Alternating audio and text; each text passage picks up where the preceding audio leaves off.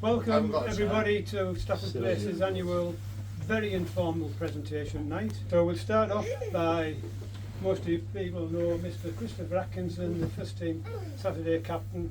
He's going to give his report for the season. Right, evening all, and thank you all for coming.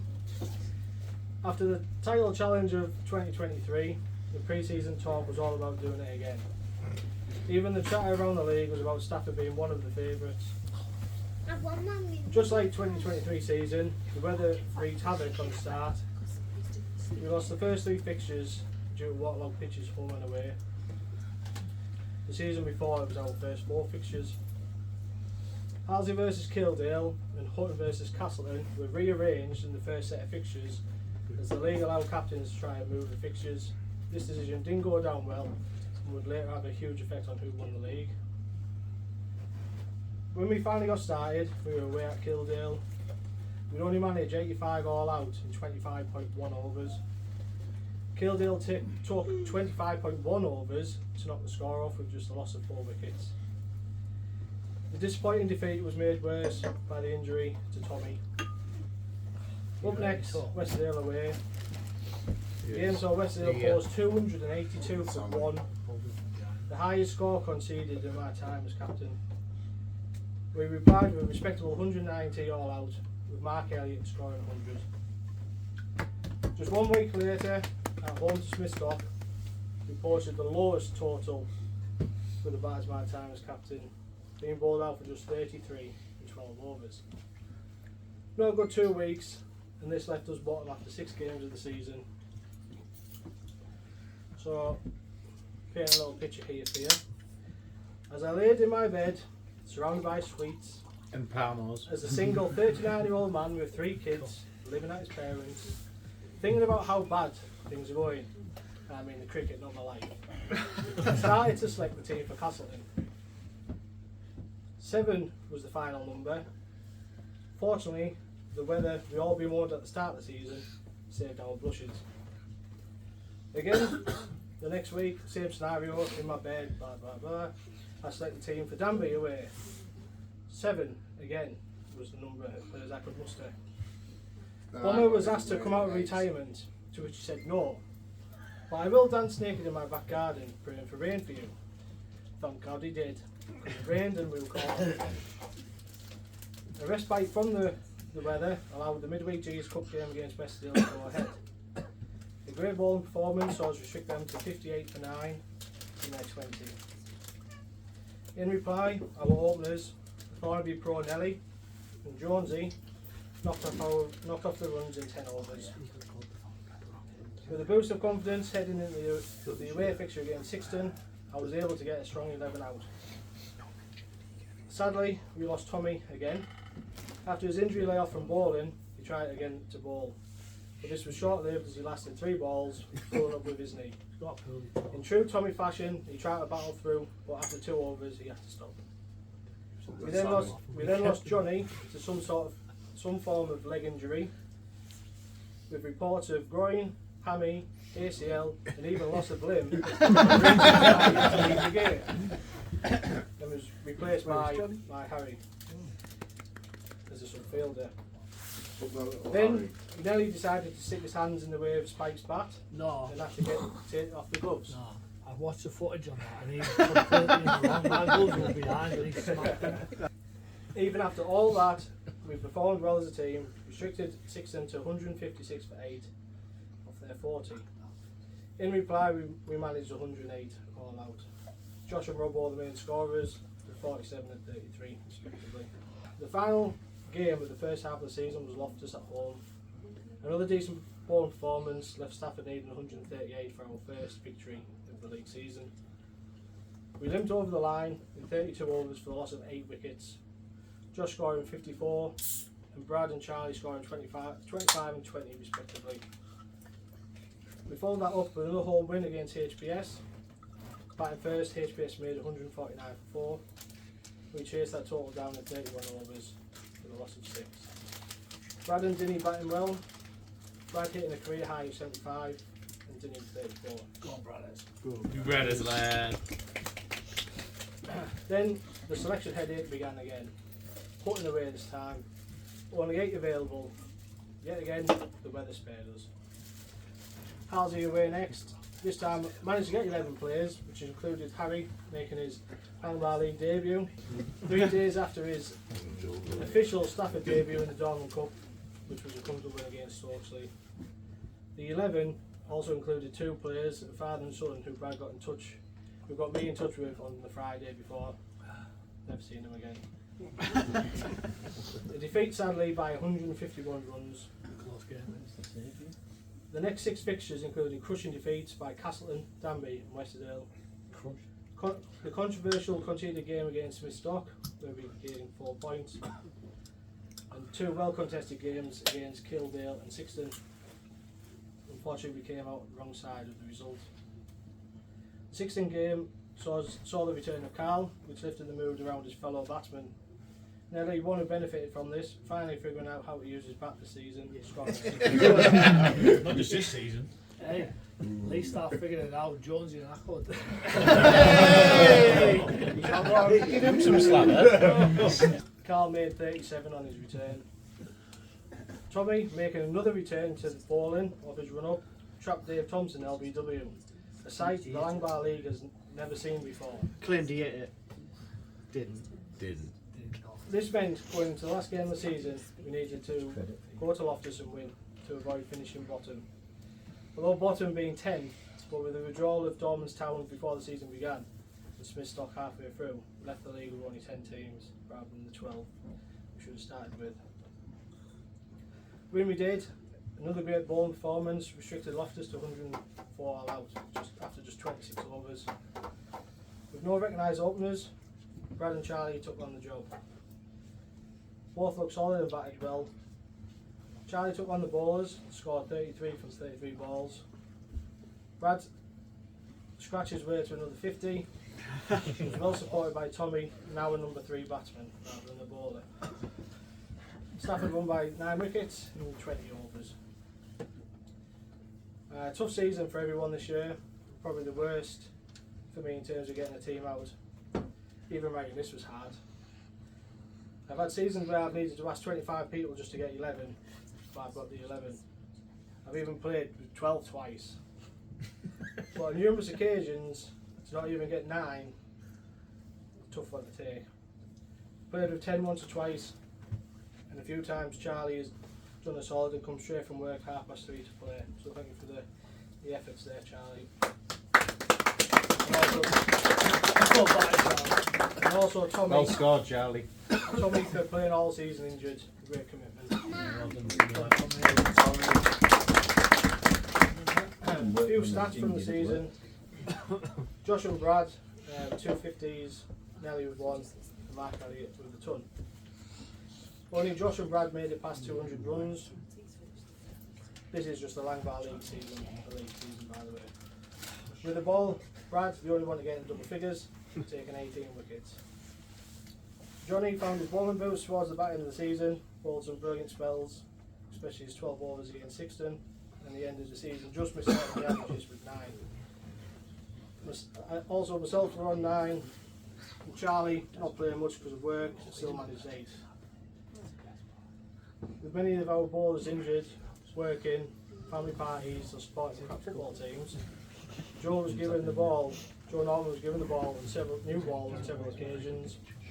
He took 17 wickets in all competitions, 12 more than last season. He bowled 77 overs, 56 more than last season. Well done the season, mate. He bowled against many of the league's best batsmen.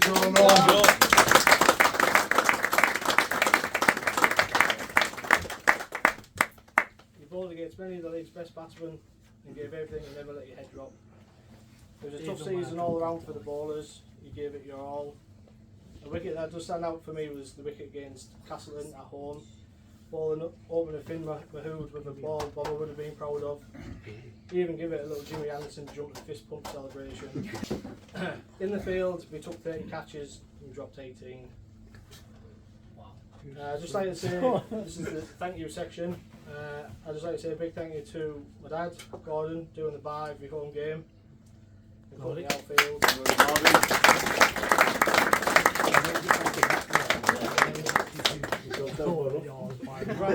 Grant for his hard work around the ground, keeping it look tidy and clean inside the club.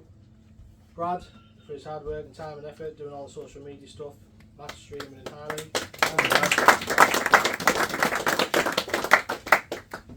Josh for all the efforts doing the pitches and doing my edit. Does a superb job, as we've all seen this year. The pitches have looked great. Not allowed anymore. Bomber, thank you for tonight. Master of ceremonies.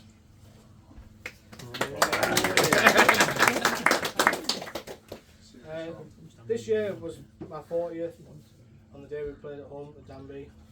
I'd just like to say thank you to all the lads, members, spectators who made it a special day and one I didn't expect. And also to my mum, Tracy, who came out of retirement for one time only to put on a cricket tea spread that cemented her place as the best team maker the Langby League has ever seen. Absolutely. Best of the best. Bring them back. Bring them That's back. it. I'd like to welcome Robbo Kim's up gonna to kill give us you. midweek. Kim's gonna kill you. Happy big report for 2024 season. I'm sure it won't come as a surprise to you to hear that the midweek season started with the opening game at home to Caris Marine being cancelled due to weather, as usual. However, we did manage to get the season underway at home the following week as we welcomed Broughton and Kirby in the first round of the midweek cup. Winning the toss, Stafford elected to bowl first, restricting Broughton to just 92 for 8 from their 16 overs. Joe Norman taking 3 for 22 from his 4, and Akko with the brilliant figures of 5 for 17 from his 4. In reply, Stafford comfortably knocked the runs off in just 9 overs. Josh Smith doing the main damage with 42 from 21 balls, and Brad chipping in with 29 from 19 from the other end. Stafford advanced into the next round of the cup.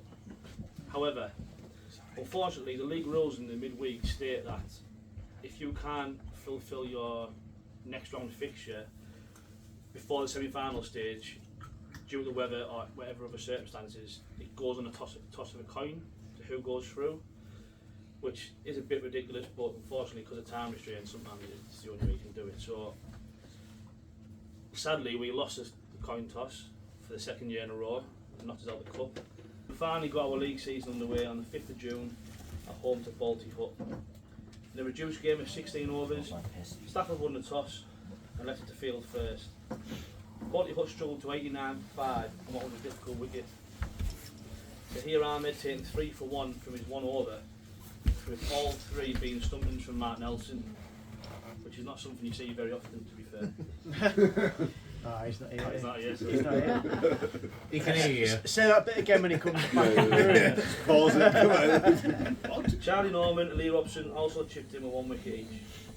Stafford stuttered in their reply, losing both openers Josh and Nelly for just 4 before Damo and Brad steadied the ship, scoring 34 and 32 respectively. Stafford then had a collapse, famous collapse as normal, and went from a dominant winning position to only managing to tie the game on the final ball, which from our point of view was rather disappointing as a team, but it made for an exciting game for the spectators. The following week seen a heavy defeat at home at the Riverside Pharmacy, before more poor weather meant our next fixture away at Travel Zone was cancelled. We were back in action the following week at home to Specsavers of Stockton. Batting first, the away side managed 143 for 8 from their 20 overs, with myself and Akko both taking 3 wickets for 20 runs from all 4 overs. In reply, Brad opened the batting and top scored with 36, but with only Akko and myself scoring 21 and 19 to back this up, Stafford fell well short, finishing at 110 for 7. The next 2 matches were cancelled due to weather, but we got up due to weather, but the following week we were away from Balti Hut. Batting first, Stafford managed 132 for 4 from their 16 overs, with Josh Smith smashing 52 from just 29 balls, including 5 sixes. To anyone who knows Josh, it's a bit of a thing to behold when he's hitting sixes. Nobody crabs his way to score. James Eastby also chipped in with a runner ball 23. With the ball, Stafford tore for the 9-man opposition with ease, but in Balti Hut out for just 46. Rahul Kumar took 3 for 8 from his 4 overs, with Joe Norman and James Easy taking 2 each, and Stewie Bellamy taking 1.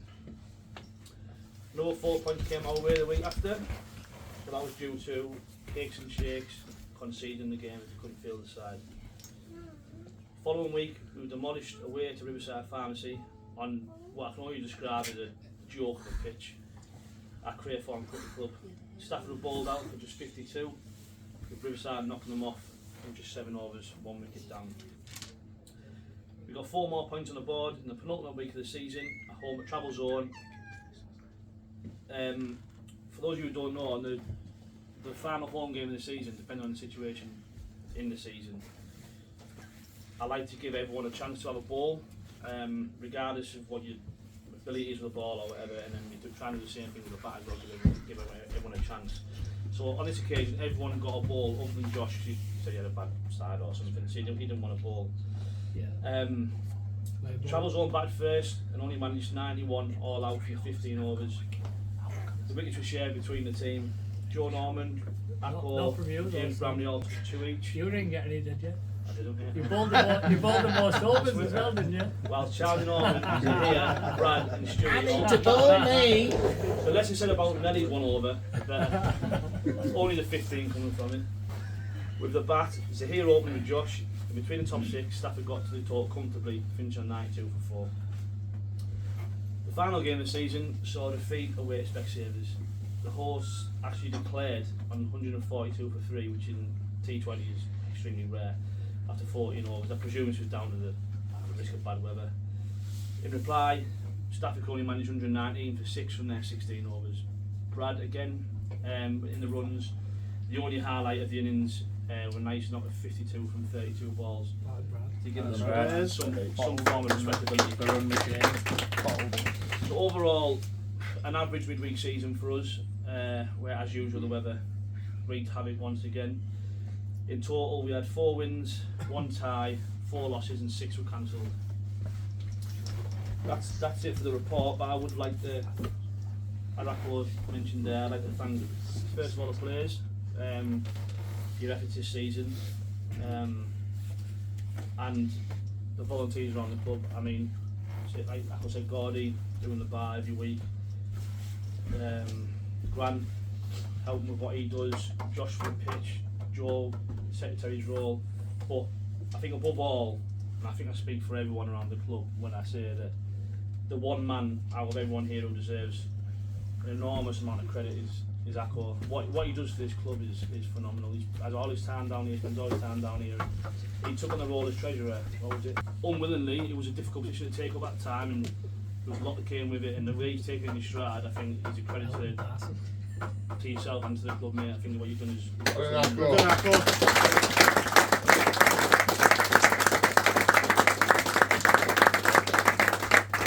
and I think going forward, the club's in great hands. It's going in a positive direction. This is going to go one way, and this is the best place it's ever been, in my opinion.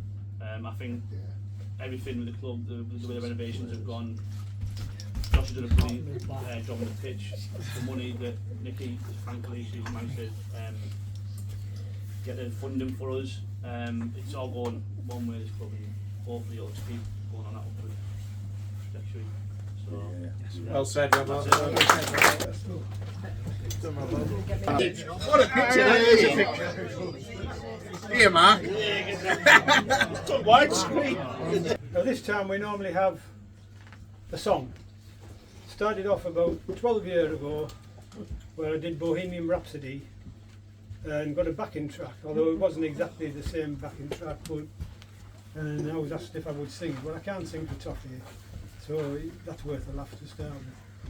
So a lot of you will know it, some of the younger ones probably won't. It's the classic, I don't know what they call it. The Ace of Spades by Motorhead. So I'm going to do my version with my lyrics. So it's not very long, so you won't get bored. If everybody's listening intently, so I'll quiz you on it afterwards. Right, Chris, when you're ready, please.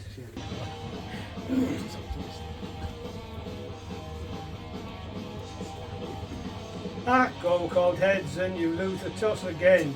We are putting the bat and we feck and lose again.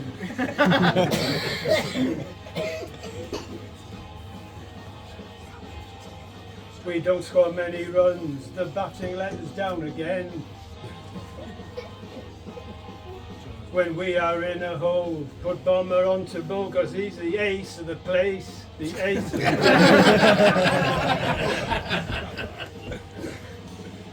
I will bowl any end into a strong wind, even bowl of bank, it's all in the game for me.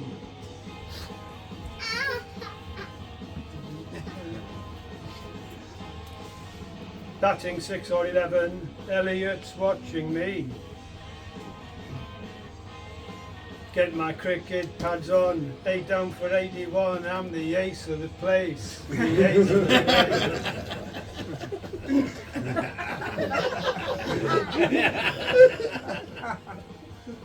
I don't like to lose, and match days I don't booze. That's the way it has to be, Skipper. I won't be able to bowl forever. And Josh thinks he's a joker. It was 25 seconds now before I sing again. Tommy hoiking a bouncer, it was just too close. Spike ducked around and it smashed him in his nose.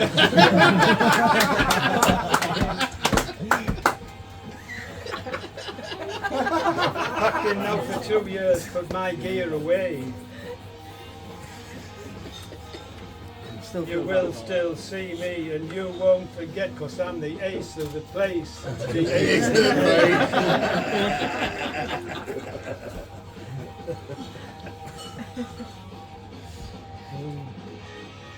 And unfortunately, that's it, everybody.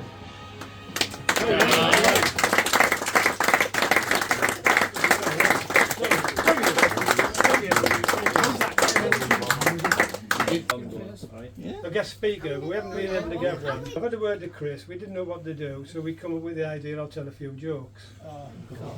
Some of them are funny, some of them aren't. Depends on your sense of humour. I've tried to get the quite funny. No, that was it. So, if you all listen intently, because you won't get it if you don't listen. Right, we'll start off with the first one.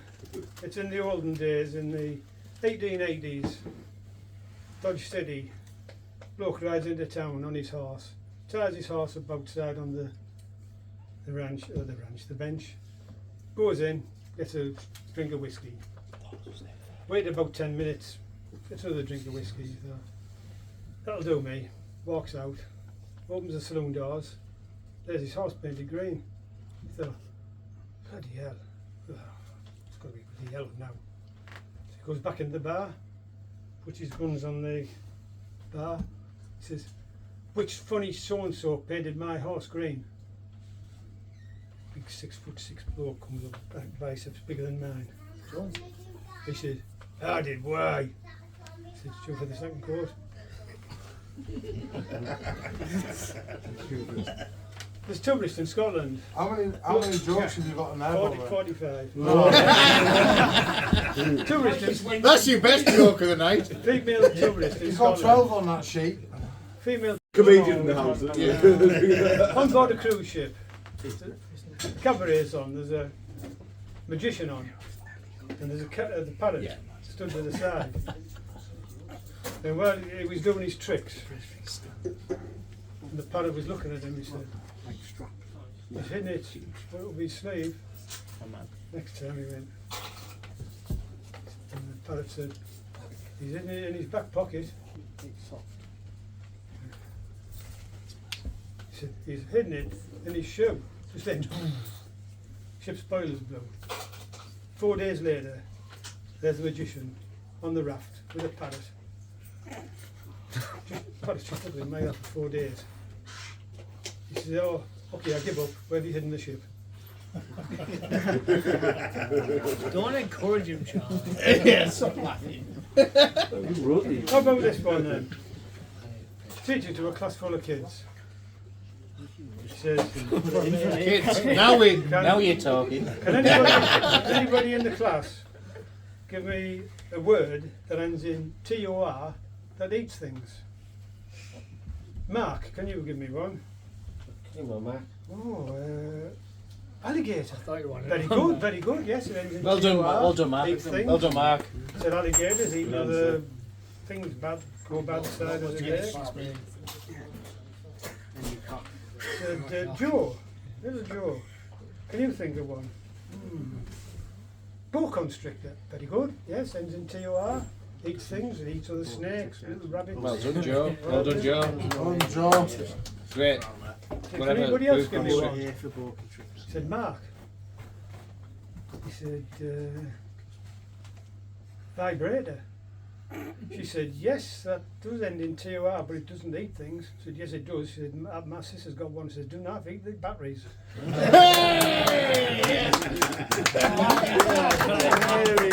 Yes, Mama!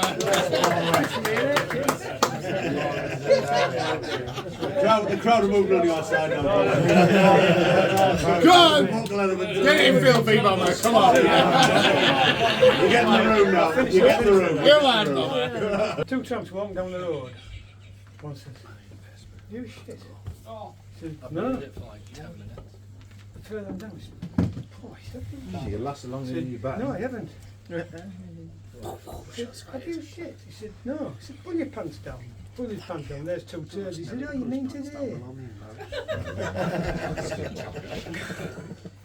It's in the army. The sergeant's got them all lined up for inspection, taking the sergeant major and the colonel round. He says, Jackson, he said, you've got your top button undone. Sorry sir, it won't happen again. He said, no, should think not. He said, Norman, he said, you've got your shoelace undone. Make sure it's fastened. Will do. Elliot, didn't see you at camouflage practice yesterday. He said, thank you, sir.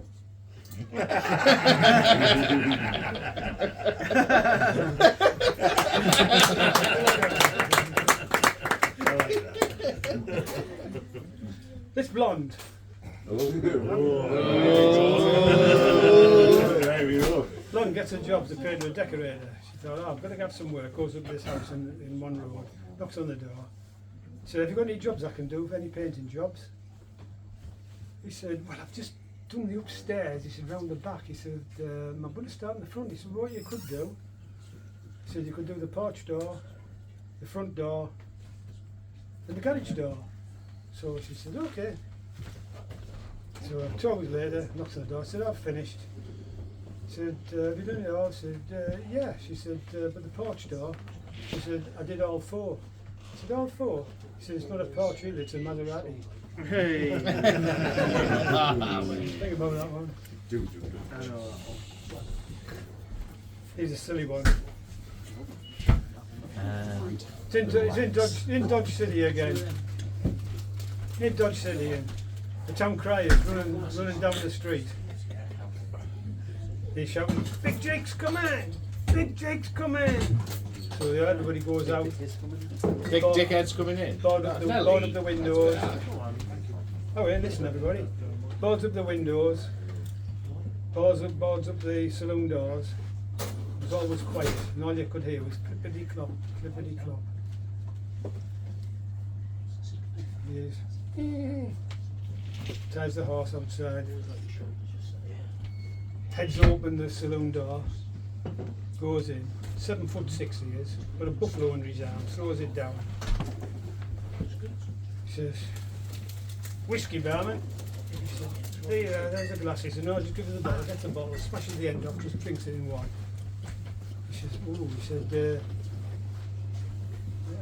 are you staying long, mister? He said, no, fucking for you, Big Jake's coming. Think about You're it, chuckling think about now. it. Is only Mark still awake? Mama, do you really have 45 children? No, 20.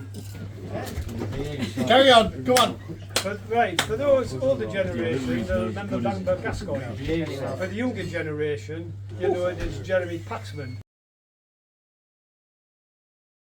I went to a party the other week and I got thrown out. Don't know why, they were playing records, played a couple of records, and they played the Locomotion songs.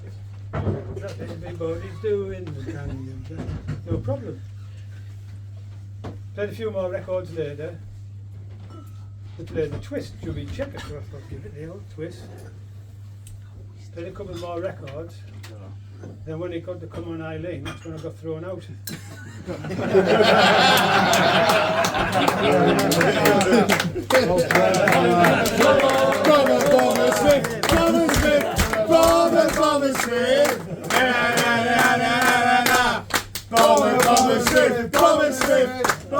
Bomber Smith.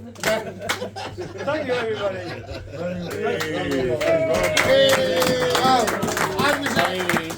Bomber Smith every year for the guest speaker is fucking unbelievable. That's Bomber Smith. Yes,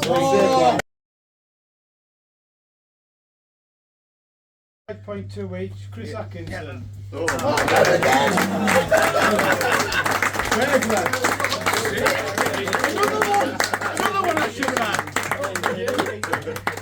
Robin Bastard. The midweek catching award with 4 catches, Chris Atkinson.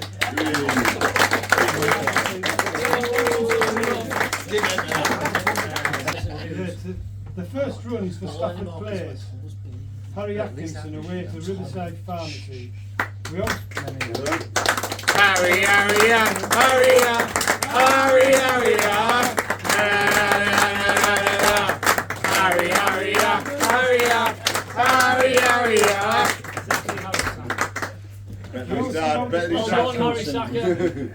we give out a special trophy to celebrate the young ones first for the club. It's usually the ball that took their first wicket with. Whereas he isn't a bowler, this is to celebrate one run not out for the club. He also scored more than his dad in this game.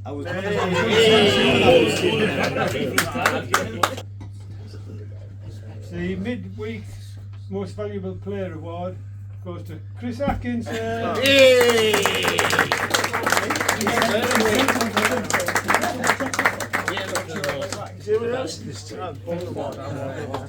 That's how shit we are.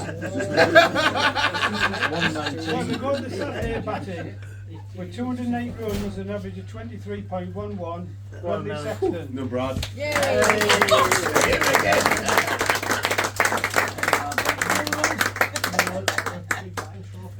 Saturday bowling with 18 wickets at 23.22. Cheers. Bradley Atkins. Oh, yeah, Brad.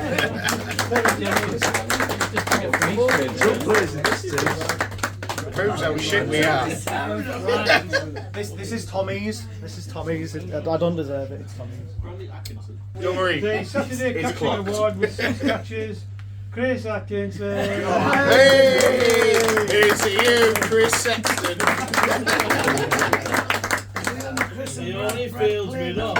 He only feels made off. Made off! He only feels made off. He only feels made off. Saturday wicket keeper, 2 catches and 1 stumping. Mark Nelson.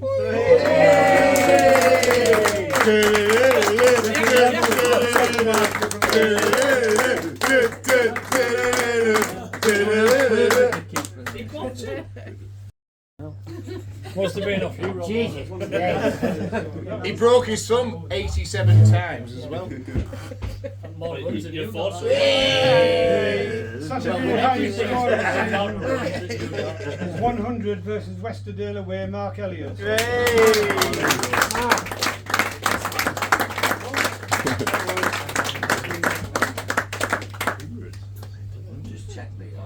Alright, no problem. Thank you.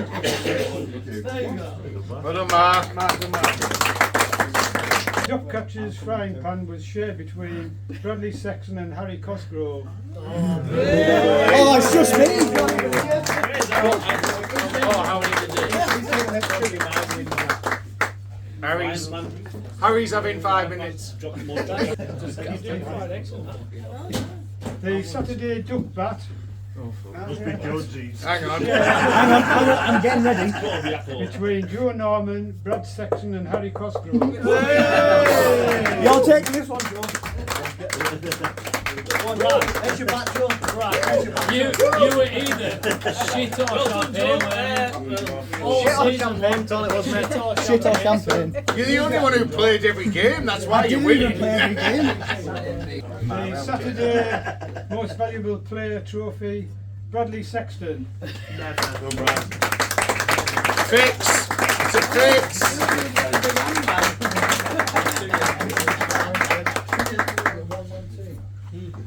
Well done, brothers. Oh, you pushed me. Busted. Right, this is the big This is the Saturday Player of the Season Shield in memory of Mally Graves. Bradley Sexton. Fix. Couldn't have been anyone. Me and Tommy had that. Next year. Talk politics, mate. We have one more presentation to do, and that's for Nikki Graves. A special thank you to Nikki from everyone at Stafford Place for coming tonight and doing what she's done for the club. Yeah. Thank you, Nicky.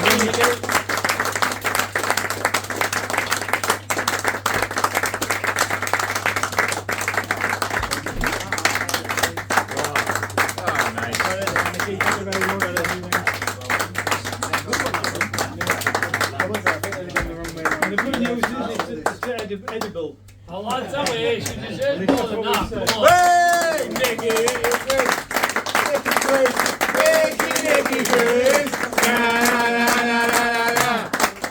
Nicky Chris. Nicky Chris. Nicky Chris. Is that good enough for you? That was good, that, yeah. Was that doing that?